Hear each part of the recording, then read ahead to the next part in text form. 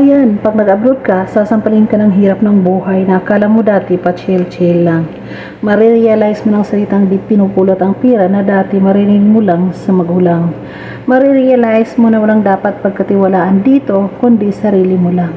Marirealize mo na ang 5 oras na tulog ay sapat na para may paglaban ang isang araw na pagtatrabaho at matuto kang pahalagahan ang bawat sintimo na kinikita mo. Matuto kang magtiis at pasensya kahit minsan ikaw ang nasa tama. Matuto kang maging independent mag-isa dahil wala ka namang aasahan dito kundi sarili mo lang. Matututo ka rin di lumaban kahit ayaw mo na at hindi mo na kaya, pero wala ka pa rin choice kundi kayanin na lang. Ma-realize mo na hindi pala totoo yung sinasabi nila na masarap ang buhay dito sa abroad. Kasi pag nandito ka na, masasabi mo na lang talaga sa sarili mo na ang hirap pala. At totoo din ang sinasabi nilang lahat na nasa abroad ang pira, pero wala dito ang saya. Kaya sa mga nagbabalak abroad dyan, patibayan ang loob dito at bawal ang mahina. Bawal ang sumuko dito.